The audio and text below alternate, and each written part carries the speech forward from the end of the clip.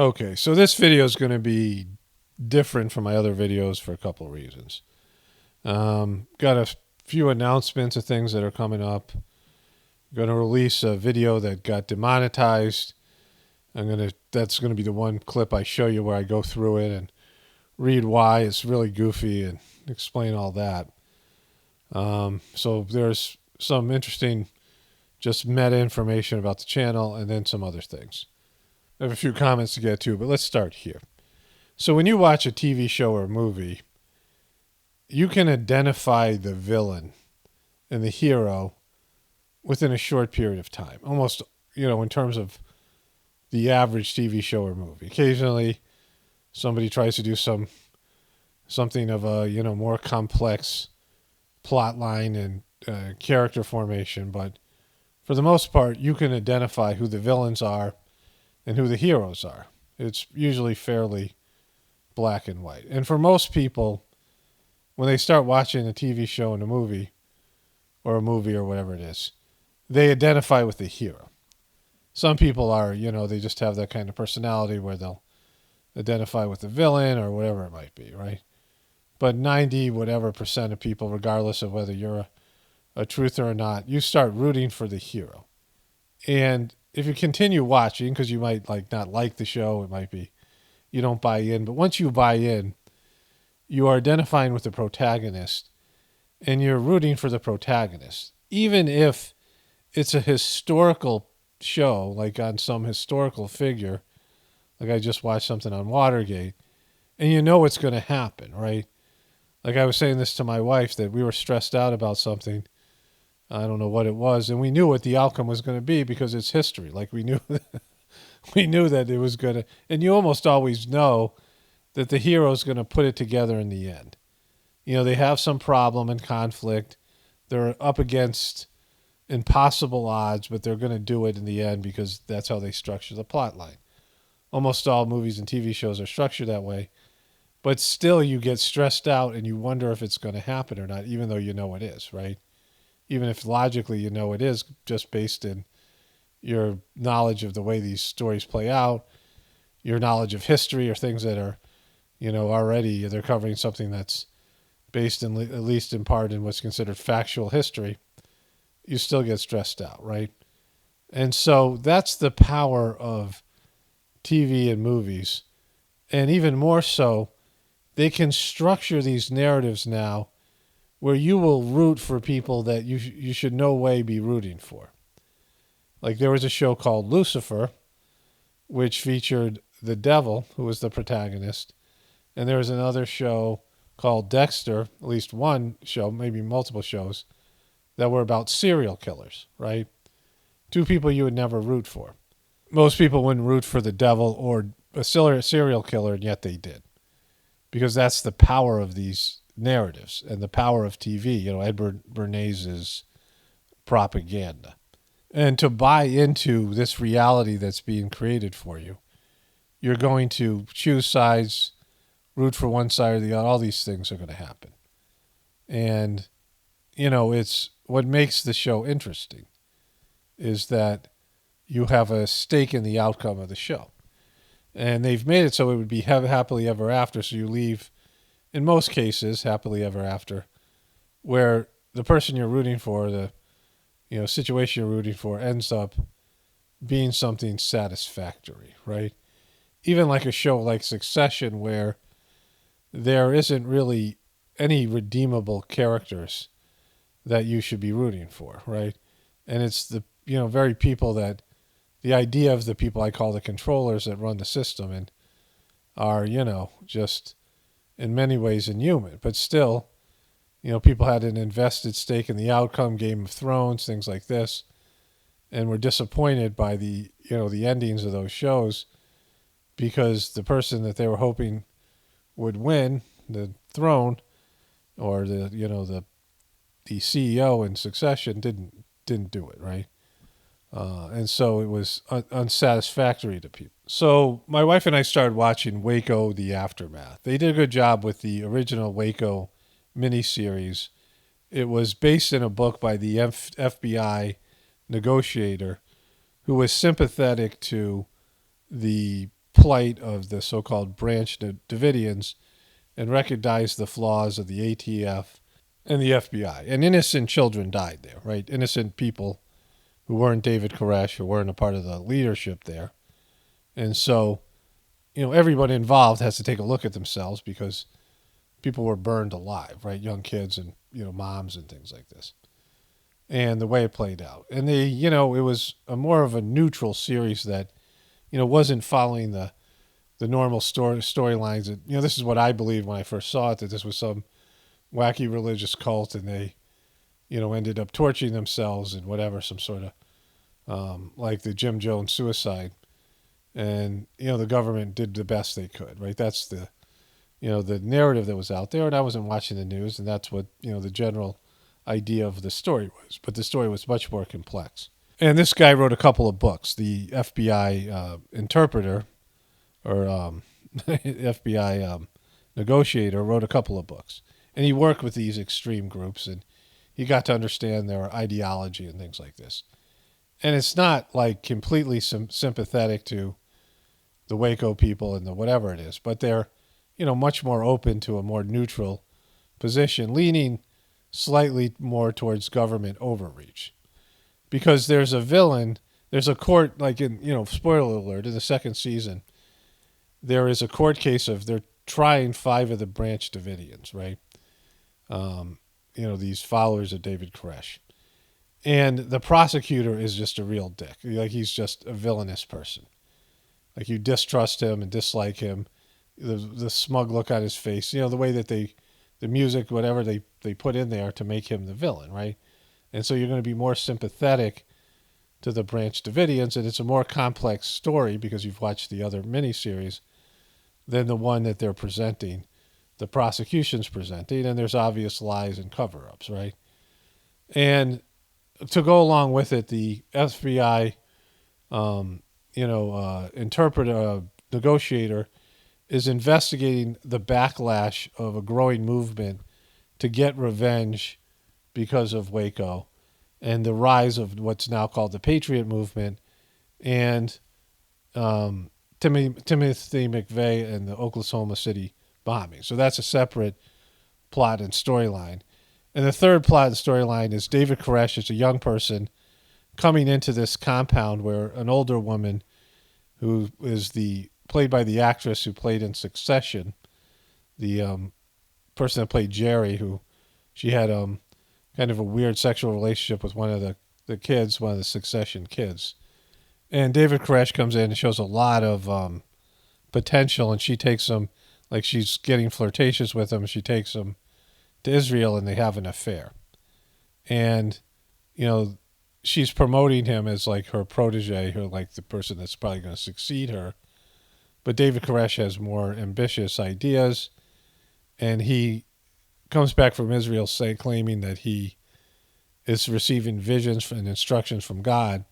And one of the instructions from God is that God has told him that he's to marry a 14-year-old girl, and anybody who doesn't believe it is going against God's will.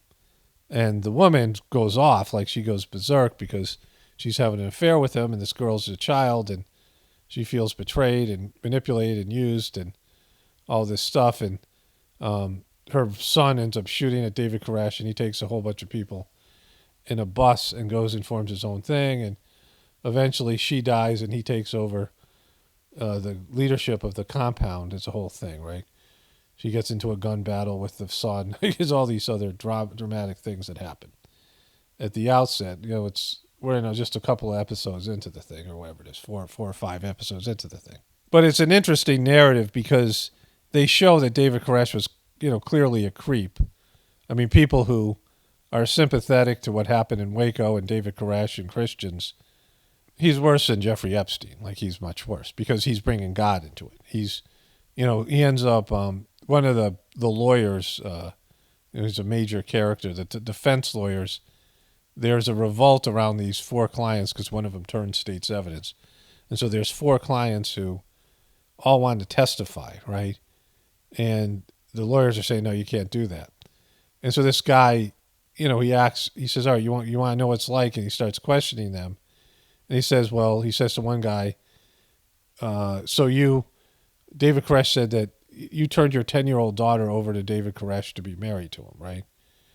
And, there's no getting around that David Koresh was having sexual relations with every woman. Married women who had other husbands weren't having sexual relations with their husbands. They were being impregnated by David Koresh, and all the kids there were his kids. And he said it was all because God instructed him, right? Very manipulative and twisted, and it's bizarre. There's nothing you can say about it, right?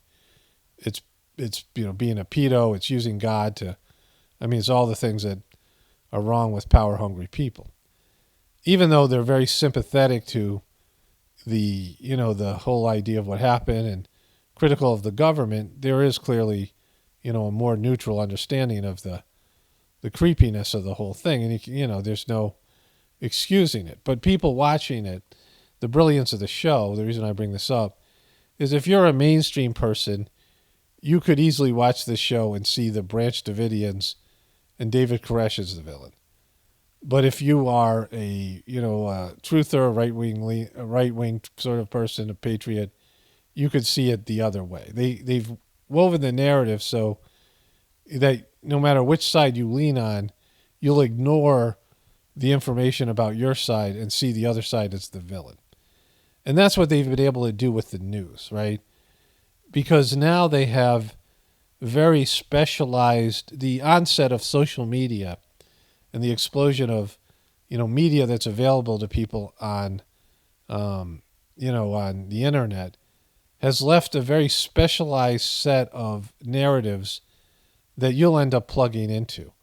And so I get sent things all the time by right-wing people, not so much I don't have many left-wing people that come to my channel, but right-wing people always send me things that I know they're being, completely manipulated by the right wing of the truth community. And as much as people think there's censorship and all these things, there are clear channels of information out there that are targeted to get you into one category or another. There's multiple categories, but one of these categories, whether it be QBs, whether it be flat earthers, whether it be Trumpers or not, all these different things, and people cross over, whatever it is. And there's an echo chamber. And when you're in that group, you think that everyone else who doesn't understand what you're being shown is like a sheeple or shill or just whatever it is, because it's a slam dunk. You just know that it's right. But they've tailored the information and narratives to rope you in to think that the other side's the villain and that you're the heroes. This was the whole thing with QBs. They were out there to try to save the children. Everyone who's not with them is, accomplice in this, these, pedo rings and Jeffrey Epstein stuff and all this other stuff, right? And they're desperate, and, they're the only ones who can save it. And, they have their QB Dakota rings. And they've been able to do this in such a way that they warp your lens, so then you watch the news and you see villains of one type or another. You see Biden as a villain, you see Trump as a hero. But they're doing the same thing to left-leaning people, which I see all the time when I look into the Huffington Post and some of these other, liberal publications, that they're doing the same exact thing, right? They're doing the same exact thing to them, and they think it's a no-brainer. The information they've gotten, it's a slam dunk that Trump and the right wing are trying to destroy the country. And if we don't stop Trump, he's going to destroy the country. And the right-wing people believe the exact same thing about Joe Biden and Kamala Harris and the Democrats, right? And it's, so, I don't know how to say, detailed and nuanced. And, even though it looks like they're trying to shut this down, they love it, right? They've got complete control over you. And I got a couple of comments that are just going to, help with, things to do with the Trump stuff, right? So this person writes, this person writes, I'm in shock that you'd be okay with an innocent man going to jail. Some truther you are. Because I said, it'd be interesting if Trump went to jail, but I don't believe he's innocent, right? And I'm not talking about the documents thing, because that's a subjective law. Trump has been breaking laws for years. And, there's a sense of entitlement, and he's done immoral and unethical things, and he's screwed over lots of people. Hardworking people, that vendors and things like this. He's big into the art of the deal, as he calls it. And now that often was him screwing over vendors and, undercut. I mean, he's just a real scumbag. And he's pushed through a lot of things. Also, Operation Warp Speed. Now, that's not criminal, but certainly he's caused so much damage and hurt by that, right? So Trump, whether he's guilty of these crimes, he's guilty, right? And, I also believe in terms of past lives that, whatever he's done in the past, I mean, everything that happens to you, there's a reason for it on a spiritual level. You're not a victim. And Trump claims to be a victim, and these people are buying into the victim consciousness, but he's not, right? And so, like it's your warped view that you think he's an innocent man, and he's not. No one would say Trump is innocent. That was a realist. He's not. No one would say Biden is innocent. Only people who have allowed themselves to be warped by their choice of information sources. And so then there's this question, Paul. Why didn't the MSN attack Bush, Obama, or Biden during their presidency? I remember there was protesters, wars, and culture wars. Now we have Jojo Magoo, and the country is a disaster. No one seems to give a boot because Trump. I'm sick of it all. Enough. We need solutions for we the people. Well, they did attack them. Fox News attacked Obama, and the liberal media was always talking Trump. I mean, not Trump, but Bush. But there's two things that have happened here. The division in the country has gotten worse. The left-leaning media of CNN and MSNBC stopped trying to pretend to be neutral and embraced the model that Fox News made so popular. And the rise of social media and the rise of information that comes out that could possibly lead people away from the pre-existing narratives. And the system is collapsing economically in every other way. And so they have to have fall guys. And the fall guys are, for this person, it's Biden, right? He's going to blame Biden, or she's going to blame Biden. It's a woman, apparently, by the name. And, the left wing's going to blame Trump and the Trumpers. And that's what they're doing here, because they want you to blame something other than the system. And so that's why they're allowing these narratives to exist and prejudicing your understanding of what's going on, right? But, it's because you're not willing to see all there is to see, right? Here's a good comment. Your ability to capture someone's soul by pausing the video is unparalleled. She's smiling and holding back her tears. Creepy. In terms of this Rachel Maddow, the truth about the event, and no one wants to talk about it. And I talk about how Rachel Maddow always looks like she's about to burst into tears, whether she's smiling or not. And I'm really good at that. And most of the time, I'm not even trying. 90% of the time, I don't even try to get a picture of somebody, a screenshot that just reveals their inner condition.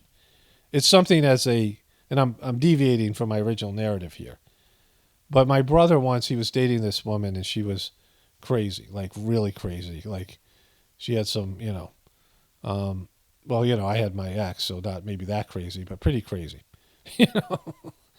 And he showed me this picture that he took where she looked like a little girl. Like she had this expression like a scared little girl. It just was the way it was the exact moment the picture was taken. And you work as a person who reads other people, as a person in the mental health field, or as a spiritual, like what I did as a preceptor, and what I do here now. You read other people's inner conditions. You're trying to figure out what makes them tick. And, sometimes I just click on something that, I pause it, and the expression of the person just says everything. You can see it in their expression. And like, it's just random. Like I don't, I can actually try to do it. I can work to do it, but mostly it just happens organically. And so that's a, interesting comment but it's interesting because it's there, right? And, a lot of the pictures are just not flattering, and I don't intentionally do it, but it's what happens. And then this person writes, Paul, so you have dissed Trump.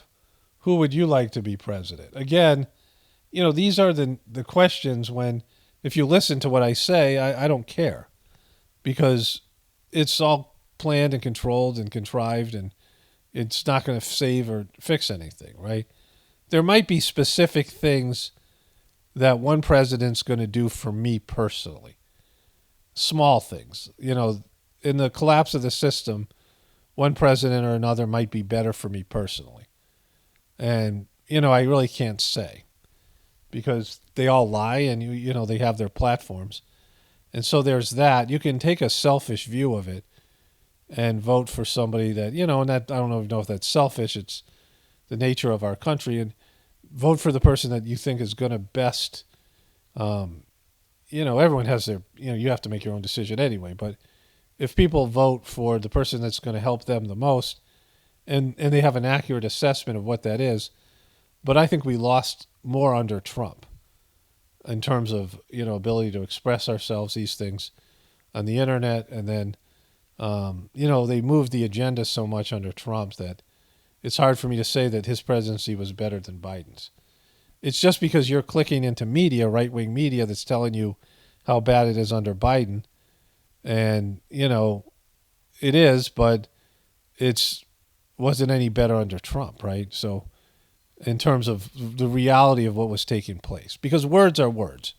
You can trust my words or somebody else's words, but you only can trust actions and outcomes at this point. Words are words, right? Words are just, anybody can lie, everyone's a liar. And even if they're not lying intentionally, their view of reality is a lie. Their misunderstanding of reality. And so when you watch something, this is again the point of what I'm, the major point here.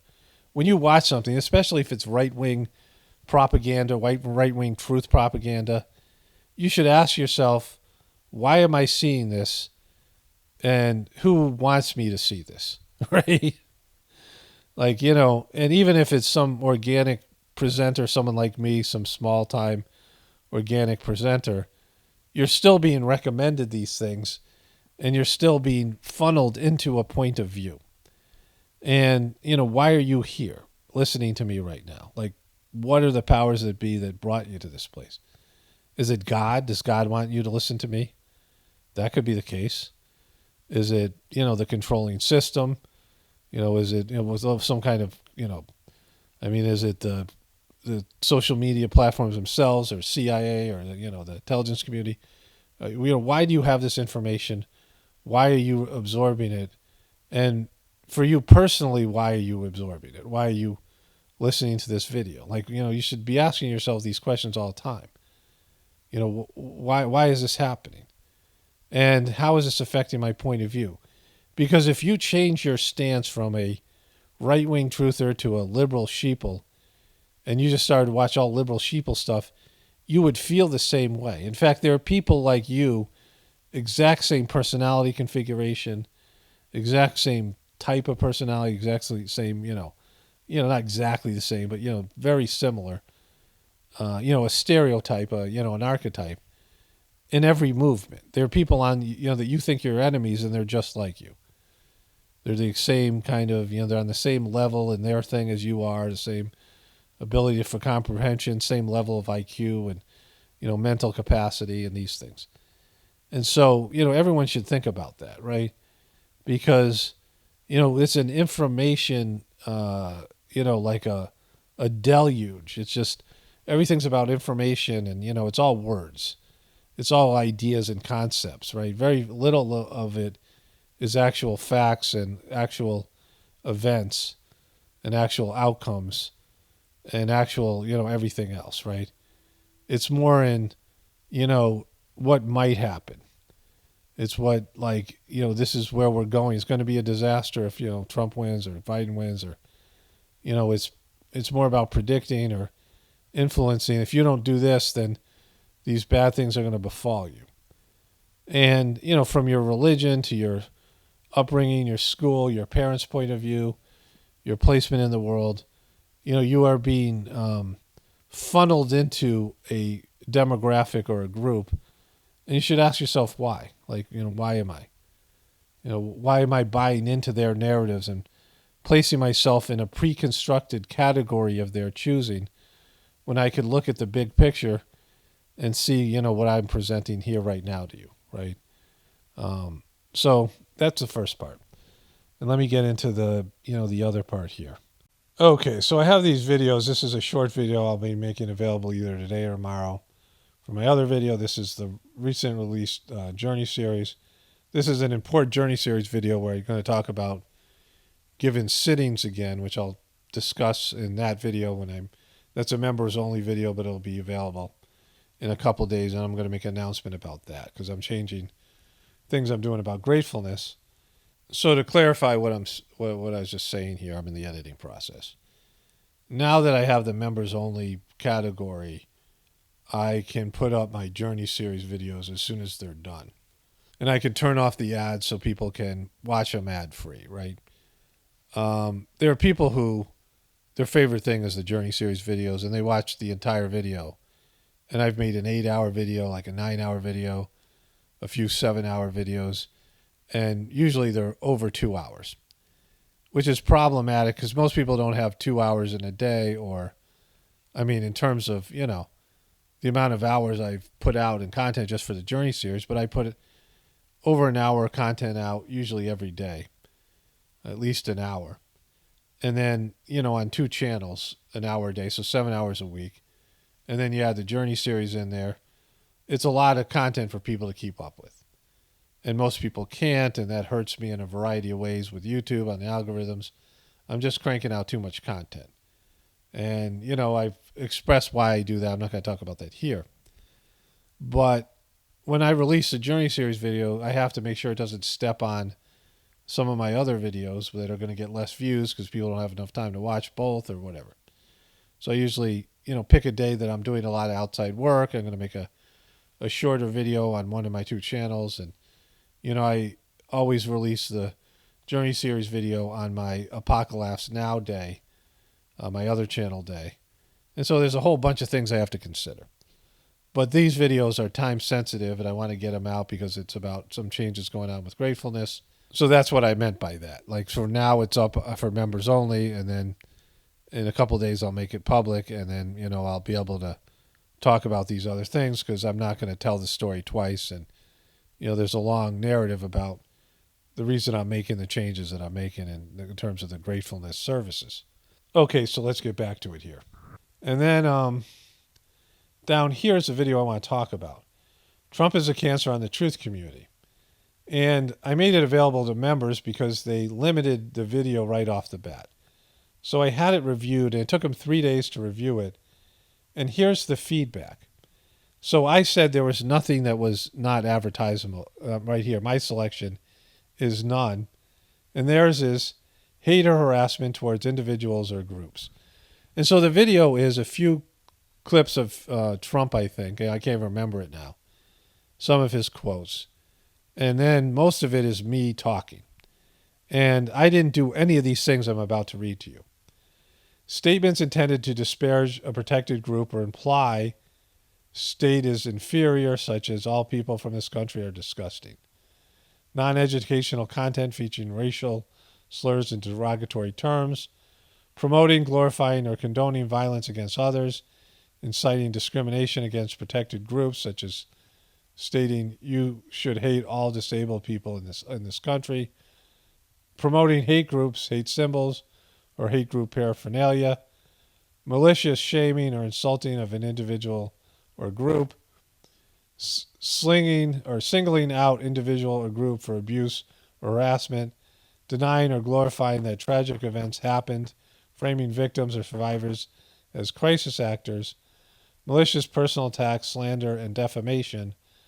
Portraying ideologies or beliefs in malicious way of generalizing or disparaging, negatively characterizing individual groups' ideology or beliefs, such as stating all feminism is sick. And so I didn't do any of that. At least I don't think I did. It wouldn't be as, I think it's something Trump said. it's one of these things. I think it might be this here, where he says, denying or glorifying the tragic events happened, framing victims or survivors as crisis actors. I think and these are, this isn't a community guideline strike. This is things that they deem unadvertisable. But I think Trump said something that the algorithms picked up on, because I changed things, and I edited this video several times and uploaded it trying to get it so it could be viewed. And I'm going to make it visible today. And if you watch the video and you see anything that they might consider, especially when Trump's talking or when I'm quoting Trump, because I think it comes from Trump himself, because I don't think they're saying that I'm doing this to Trump, because, why would they, right? But again, I'm going to make this available today, and, think about what's being said here, because they are, censoring me from saying something here, or censoring Trump, or whatever it is, because, when they make something not advertiser friendly, you can't make money off of it. It discourages you from making videos about that thing. Unfortunately for them, they don't make it clear what that thing is. It's an hour and 5-minute video. And so, I have to guess at what they're talking about. And, their algorithms are broken, but this was supposedly reviewed. It says here, it was reviewed by a human. Reviewer found that your video is suitable for limited ads. Not, most advertisers would find something so offensive in my video that they won't want to be associated with it, which is, clearly not the case, right? But all of that is very interesting. And so, again, I don't remember what's in the video, so if you see something that, that goes along with something I read on the list, you might want to point that out to be helpful to me, and then I can talk about it in future videos. But all of it is, it's like why YouTube sucks right now. Okay, so I just briefly went on Facebook, and I don't know why I was editing this, and one of my old original Facebook friends, like friends that I made back in, I don't know when I got Facebook, 2011 or whatever. A lot of the friends where I didn't know anything about Facebook, and there's all these people that just randomly became my friends. Some of this had to do with my ex or whatever. But there's a woman, I haven't seen a post from her for years. She's an older woman who I guess was a truther. This is, back when I was still making homesteading videos. And maybe she's a Republican, I don't know. But I haven't seen a post for her for years. Didn't even know we were still friends. But she found this, she reposted something that goes with everything I'm talking about. So let me show you the clip here. We do have now some of the sound, as I told you. We're not, and the audience, we're not carrying his remarks live because, frankly, he says a lot of things that are not true and sometimes potentially dangerous. We knew heading into this that he was planning to make these remarks. We are prepared for his pre-fundraiser remarks tonight to again be essentially a Trump campaign speech. Because of that, we do not intend to carry these remarks live.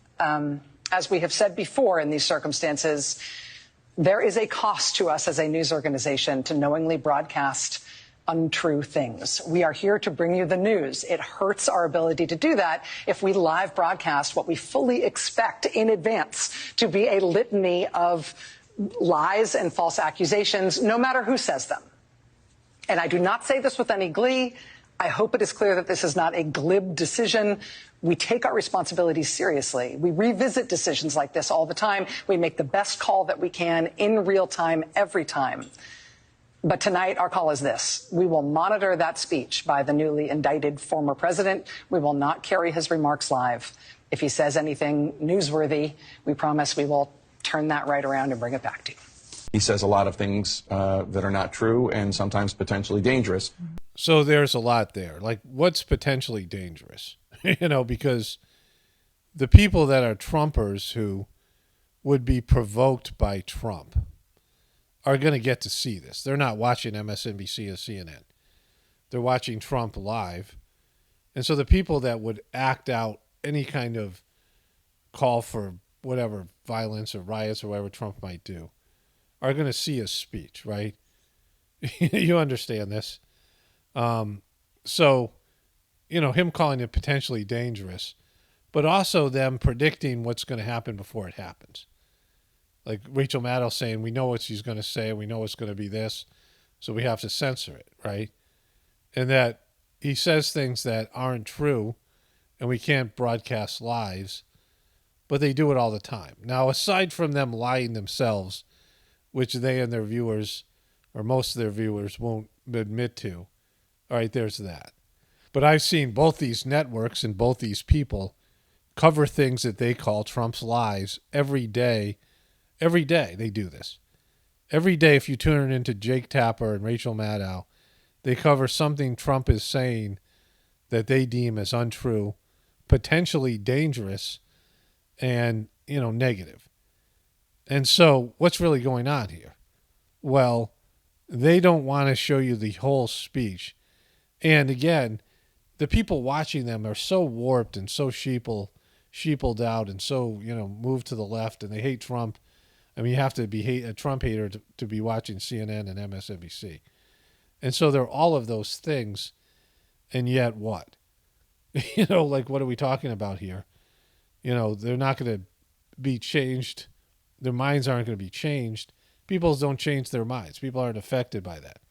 So it isn't like people are going to wake up and say, oh my God, Trump is great when they watch his speech. They've already formulated their opinion of him.